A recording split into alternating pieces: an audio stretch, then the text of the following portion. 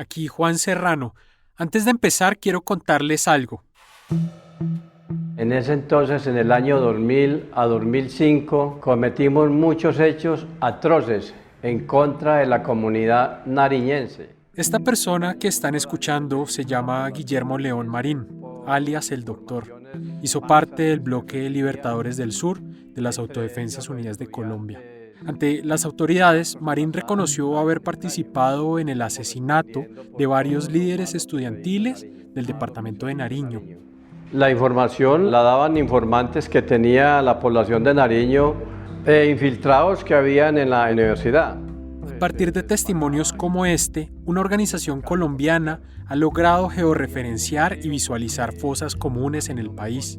Se llama Data Sketch y desarrolla herramientas con inteligencia artificial para abordar temas de interés público y contribuir a una sociedad más informada. Data Sketch te ayuda a transformar la información en visualizaciones claras y atractivas para ser más efectivo en tus comunicaciones. Para conocer más sobre sus soluciones y descubrir una manera dinámica de explorar el mundo de los datos, haz clic en el enlace que aparece en la descripción de este episodio. Gracias a Data Sketch por apostarle a mantener la historia viva y la información vigente. Con Data Sketch, el experto en datos eres tú. La mañana del domingo 29 de mayo de 1988, el político conservador Álvaro Gómez Hurtado asistía a una misa en una parroquia cerca de su casa, en el norte de Bogotá. Terminada la liturgia y luego de despedirse de unos amigos, emprendió a pie el camino de regreso. En el recorrido, 8 hombres armados con subametralladoras mini Uzi lo interceptaron. Su escolta, un señor llamado Juan de Dios Hidalgo, cruzó disparos con el comando y murió en el enfrentamiento. Ya sin custodia alguna, Gómez Hurtado fue arrumado a la fuerza en un Renault 18 de color negro, que partió con rumbo incierto. Llegada la noche, no había certeza sobre el paradero del líder político ni sobre quién estaba detrás de la acción. Eso solo se sabría 9 días después, cuando María Mercedes, la hija de Gómez Hurtado, informó que su padre estaba bajo el poder de un grupo autodenominado Colombianos por la Salvación Nacional. El país tenía pocas pistas sobre esta organización, al igual que las autoridades. Pero pronto, la prensa encontró similitudes entre el lenguaje usado en sus comunicados con el estilo de un viejo conocido de los cuerpos de seguridad del Estado. Era el mismo tono del M-19, concluyeron, y no se equivocaban. Pronto se supo que el secuestro había sido ordenado por Carlos Pizarro León Gómez, comandante general de esa organización. Aquellos tiempos en los que los golpes ingeniosos del M-19 despertaban simpatía en amplios sectores de la ciudadanía eran cosa del pasado. Después de la toma del Palacio de Justicia, la aceptación social del movimiento guerrillero estaba por los suelos, y esa mala fama se profundizaría con el secuestro del líder conservador, pues Gómez Hurtado era percibido como un político serio, un intelectual y un hombre honesto. Esa era la manera en la que lo concebían incluso sus detractores. En medio de la crisis de imagen, apareció Carlos Pizarro desde la clandestinidad. Aplomado, anunció que el M-19 no le haría daño a Gómez Hurtado ni tampoco exigía nada para liberarlo. Su retención, según él, era nada más que una incitación a las fuerzas políticas para dialogar. Este es Pizarro respondiendo las preguntas de un periodista en los días del secuestro. Nosotros detuvimos a Álvaro Gómez porque buscamos entregarle a Colombia un epílogo de paz. No estamos amenazando ni chantajeando a nadie.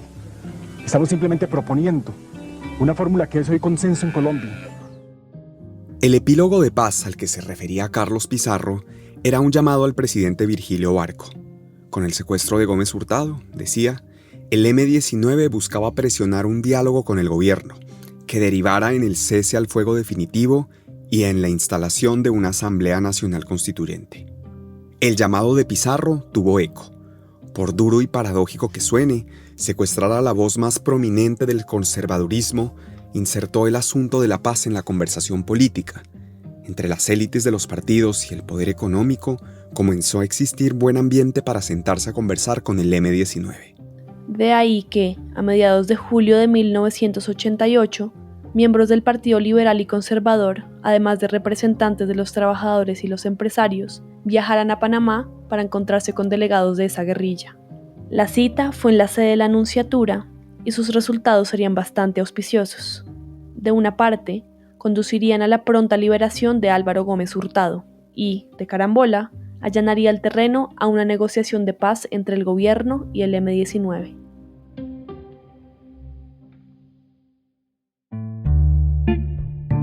Tras la exitosa reunión en Panamá, Pizarro tenía ante sí la difícil tarea de conducir a su organización guerrillera hacia el desarme.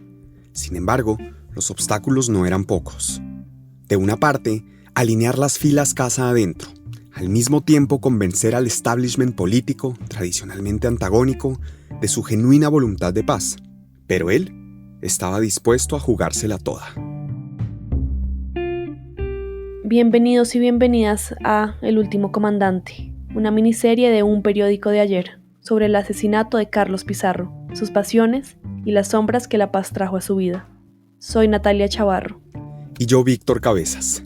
En este episodio, la agenda de Carlos Pizarro durante los últimos días del M-19 en armas y la transición tempestuosa hacia la vida civil. Episodio 3. La paz coja.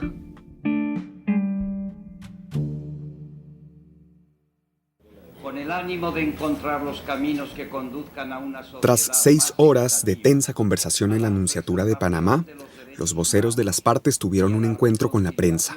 El obispo de la ciudad, José Laboa, quien había fungido como facilitador, fue el encargado de anunciar los resultados. E invitan a las distintas fuerzas sociales a tomar parte en una reunión cumbre.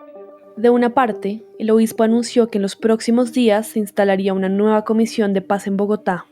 Esta tenía como objetivo sumar al gobierno al proceso y fijar una agenda oficial para la negociación de paz. La única condición era que Álvaro Gómez Hurtado fuera liberado.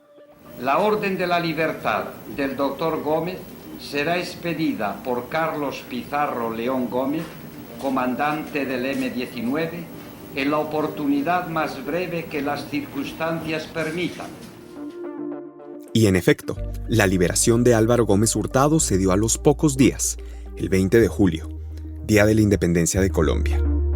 Su regreso a casa, en todo caso, estuvo rodeado del histrionismo que ya para entonces era la marca de origen del M-19.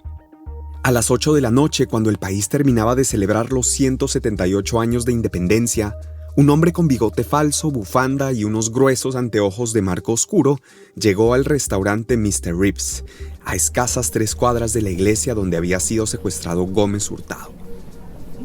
El hombre pidió un whisky y esperó en la barra. 30 minutos después, agotada su bebida, se quitó el disfraz, salió del restaurante, caminó un par de cuadras y tocó la puerta de su residencia. Entonces, la prensa reportó que Álvaro Gómez Hurtado estaba libre. La experiencia del secuestro, traumática desde luego, tuvo sin embargo un tinte revelador.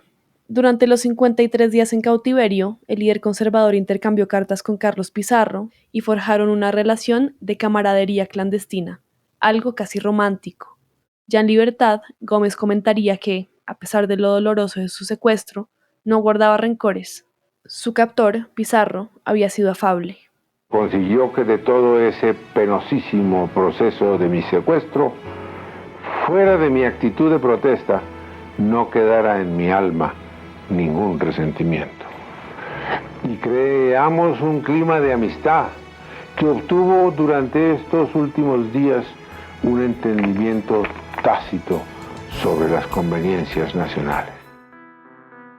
Con Álvaro Gómez libre, los firmantes del Acuerdo de Panamá nombraron a sus representantes para instalar la Comisión de Paz en Bogotá. El gobierno de Virgilio Barco se sumó y con ello el proceso arrancó.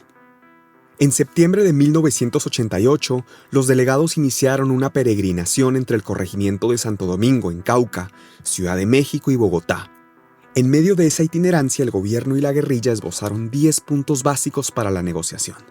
Empezaban por la convocatoria a una asamblea constituyente para refundar a Colombia y terminaban con el indulto para los guerrilleros del M-19.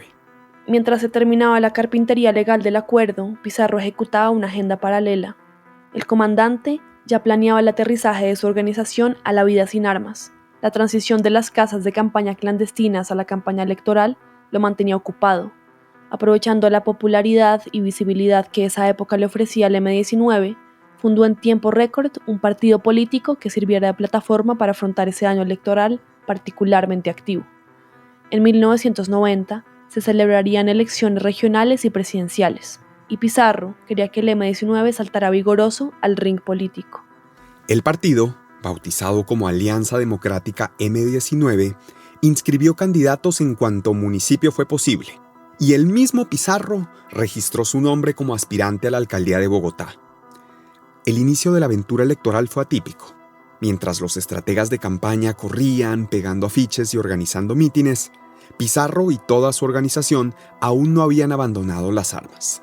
De hecho, la pistola del comandante, una Colt 45, seguía exhibiéndose a la derecha de su cinturón. Sin embargo, esa mezcla rara de proselitismo legal y lucha armada terminó para el M-19 un jueves soleado de marzo de 1990. Ese día, una bandada de helicópteros aterrizó en Santo Domingo, en el Cauca. El Gobierno Nacional y el Movimiento 19 de Abril declaran. En ese pequeño corregimiento, las distintas unidades del M-19 se disponían a abandonar sus fusiles y uniformes en una ceremonia pública. En armas y a toda la nación a aportar de manera decidida. Vestido con un buzo blanco con rayas azules, jeans y un sombrero aguadeño blanco, Pizarro recorría los caminos destapados de Santo Domingo, verificando la entrega de las armas. Comandante, en parte del cumplimiento de su orden, hemos realizado el acto de dejación total de las armas. Hemos cumplido. ¡Por Colombia! ¡Por la paz! ¡Dejad armas! Una atmósfera de júbilo colectivo recorría la ceremonia. Los cartuchos se arrumaban en el piso, organizados sobre lonas negras. En una larga mesa de madera, cubierta por la bandera colombiana, los guerrilleros apilaban sus fusiles uno sobre otro. Acabado el desfile, quedaba una sola arma en manos del M-19. Sosegado, Carlos Pizarro envolvió su Colt 45 en la bandera de Colombia, la tomó ceremoniosamente con ambas manos y la colocó en el centro de la mesa. El M-19, en las manos de su comandante general, hace dejación pública de la última arma en manos del Movimiento 19 de Abril por la paz y la dignidad de Colombia.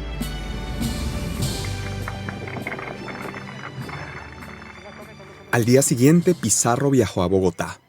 Tenía una cita con el presidente Virgilio Barco en el Palacio de Nariño para firmar un acuerdo que condensaba algunos de los históricos reclamos del M-19. Reforma electoral, inversiones públicas, por supuesto acondicionar el Estado para construir la paz.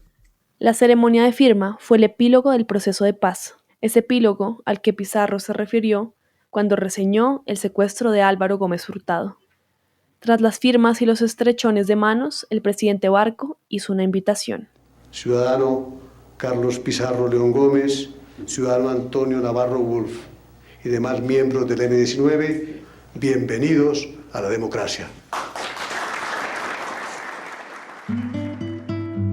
Aquella semana de marzo de 1990 tuvo una intensidad inusual, aún para una persona acostumbrada a vivir al límite, en medio del fragor de la guerra.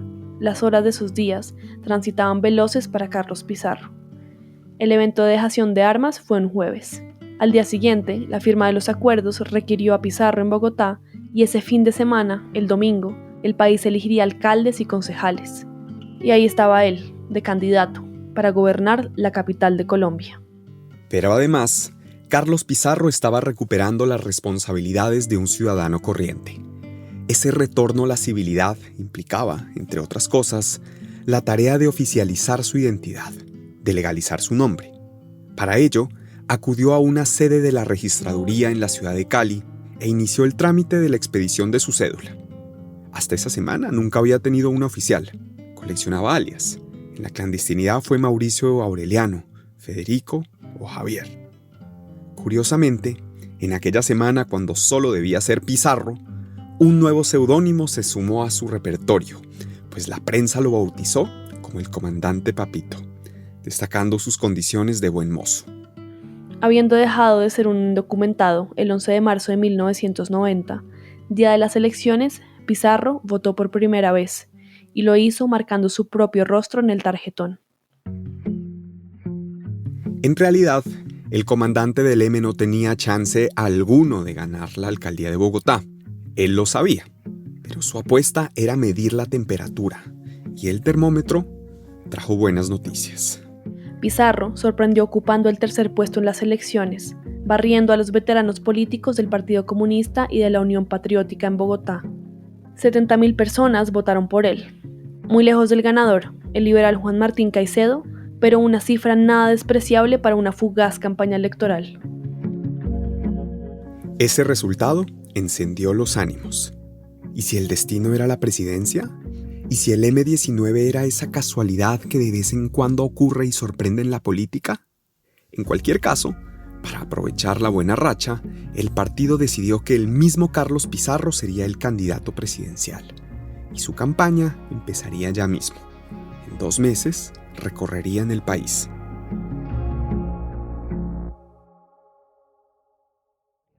La expectativa por el lanzamiento de la campaña a la presidencia de Carlos Pizarro sobrepasó lo esperado. Asistieron más de 1.500 personas. Tico Pineda, el exmiembro del M-19, a quien escuchamos en el episodio anterior, sería el hombre clave de Carlos Pizarro en la costa caribe durante esa campaña. La ambición de Pizarro era erigirse en la principal fuerza electoral en esa región. Para eso, le pidió a Tico tantear la recepción de su candidatura en una ciudad importante para la cultura caribe, Valledupar. Allí, Tico leería un discurso en nombre de Pizarro, pero su oratoria no fue necesaria. No pude leer una sola palabra de ese escrito de Carlos Pizarro, porque la gente, eso era el grito de M-19, viva el M-19, una cosa impresionante, apoteósica. La gente se me abalanzaba, comencé a hacer algo que solamente hacen las estrellas de rock, a firmar autógrafos. En paralelo, los spots publicitarios de Pizarro rodaban en televisores, radios y periódicos.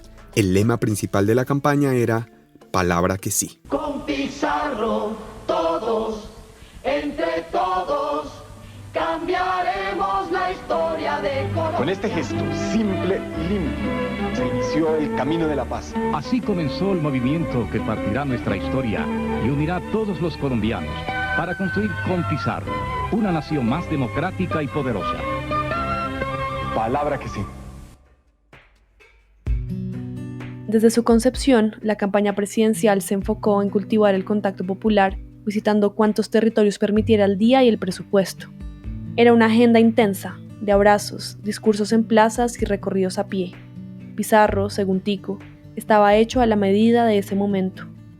La gente, digamos, de Carlos tenía la imagen, como lo conocieron en los medios, del comandante Papito.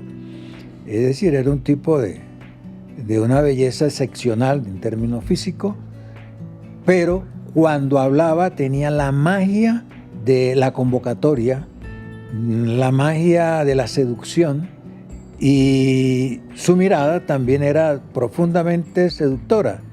Entonces Carlos era como una especie de ángel o de santo terrenal. Irradiaba magnetismo.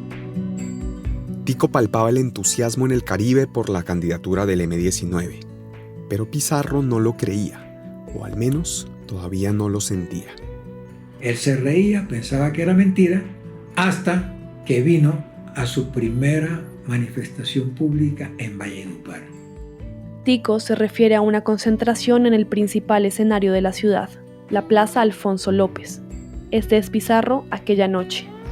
Y quiero que pensemos un poco en la paz, porque la guerra significa que muchos jóvenes de los que están aquí reunidos tengan que morir inútilmente en una guerra civil entre hermanos. Quiero que la pensemos, porque muchas de las madres y de las jóvenes y de las niñas que están aquí van a sentir que se enlutan sus hogares. Cuentan en Valledupar que la medida del éxito de una parranda vallenata o de un mitin político es que el público de la Plaza Alfonso López llegue hasta un frondoso árbol de mango, a un extremo del lugar. Y según Tico, preciso esa noche la plaza se llenó. Hasta el palito de mango. que es donde llega, digamos, el lleno del Festival de Acordeón, hasta el Palito de Mango. Ese día Pizarro dijo, el futuro lo estamos tocando. Después de constatar la simpatía que despertaba su candidatura en el Caribe colombiano, Carlos Pizarro tomó una decisión. El centro del despliegue de la campaña es Barranquilla. Y la campaña fundamentalmente va a ser Caribe. Tico estaba organizando el arranque en Barranquilla con una concentración en la Plaza de la Paz. Todo esto en un día que ya tenía fecha en el calendario. Y le dije, listo, fecha. Arrancamos el 26 de abril. A la par, otro grupo trabajaba en el aspecto programático de la campaña, en la propuesta de gobierno. De eso se encargaba Eduardo Pizarro, hermano de Carlos, sociólogo y profesor de la Universidad Nacional. Yo estuve trabajando muy duramente con Carlos durante varios meses preparando su programa de gobierno con una serie de profesores de la Universidad Nacional. Se llamaba Por un país de propietarios. Su programa incluía, entre otras cosas, iniciativas de acceso a la tierra y una propuesta de paz para todos los grupos insurgentes. Pizarro lo presentó en un mitin político en Valledupar. Eso ocurrió un día con tintes cabalísticos, un jueves 19 de abril de 1990. Paralelamente al avance de la campaña, Carlos Pizarro dejaba de ser, ante los ojos del país, un líder guerrillero y comenzaba a ser tratado por la prensa como una celebridad de la política. La sección Gente del periódico El Tiempo lo incluía en la lista de hombres más sexys del país y destacaba, comillas, sus ojos pardos, su piel trigueña y sus 178 centímetros de altura. Además, reseñaba que la vida citadina le había permitido reencontrarse con su amor por la salsa y los boleros. Pero aún tenía pendiente hacer lo propio con su autor preferido, el poeta César Vallejo. Otro ítem en la lista de sus tareas por hacer era encontrar un hogar. Sus compañeros del M-19 consiguieron en arriendo una casona en la calle 45 con carrera 14 en Chapinero. Nini, una ex guerrillera recién llegada de Santo Domingo, Cauca, recuerda que Pizarro quedó encantado. Por fin, después de 20 años de moradas ocultas y colchones de paso, tendría una residencia estable. Sería un vecino de Bogotá. La inauguración de la casa y la pachanga de rigor estaban planeadas para el 1 de mayo de 1990. Tan pronto Pizarro retornara a Bogotá tras el mitin de Barranquilla. En esa ciudad ya estaba Tico Pineda preparando la plaza, la gente y el terreno para el aterrizaje de Pizarro en la capital del Atlántico. El comandante tomaría un vuelo de madrugada del jueves 26 de abril desde Bogotá. Mientras él se encargaba de la logística para el despegue de la campaña de Pizarro en el Caribe, otros actores, invisibles, con igual esmero y mayores recursos, fabricaban un plan para llevar el destino de Pizarro a un callejón sin salida. Esa maniobra, anónima, empezaría a verse en alertas de atentados, cambios súbitos en los itinerarios de vuelo o reemplazos incómodos de los escoltas de su esquema de seguridad. Por ejemplo, a escasos días de que Pizarro viaje a Barranquilla, la mucama de un hotel de esa ciudad se acercó a Tico Pineda con un aviso. En el aseo que ella estaba haciendo de una habitación, donde estaban bajados 5 personas, 5 tipos, cachacos como se le dice allá, cuando ella metió la escoba por debajo de la cama, habían armas y una foto de Carlos Pizarro. Yo le dije, ¿y quién más sabe esto? Y me dijo, no lo sabe, sino se lo estoy diciendo a usted. Y le dije, listo, no se lo diga a nadie. Alarmado, Tico buscó al comandante de la policía del Atlántico. A él le preguntó, ¿usted de qué lado está? ¿De los que hacen la guerra o de los que queremos la paz? Pues se sonrió y me dijo, no, Tico, tú sabes que yo estoy comprometido con este proceso. Yo creo que ustedes están en firme en esto. ¿Por qué? Le dije, porque van a asesinar a Pizarro aquí en Barranquilla el día que venga. Pero esas alertas no amilanaron a Carlos Pizarro. En una entrevista para la televisión durante aquellos días, se lo veía entusiasmado, optimista, eludiendo las preocupaciones sobre el riesgo que corría. Consideraba, más bien, que el hecho de dejar su seguridad en manos de quienes tan solo días antes eran sus enemigos demostraba que estaba 100% jugado por la paz. película nacional es que tenemos una sociedad casi disuelta, pero en ese momento podemos restablecer cantidades de cosas, donde el guerrillero puede encontrarse con el soldado. Yo vengo acompañado con una escolta del DAS. Yo estoy seguro de que vamos a encontrarnos como colombianos con mucha facilidad. Hablando de la escolta del DAS, cuando usted ingresó aquí al estudio, yo les confieso que yo nunca había visto semejante despliegue de seguridad para proteger a un hombre. Usted teme por su vida. ¿Qué pasa si a usted un día atentan contra usted? Es muy difícil, ¿no? Leer el corazón de los hombres, el pueblo se sentiría desolado, porque de alguna manera pierde una posibilidad de reconstrucción nacional. Yo creo que significó eso, y esos símbolos pesan.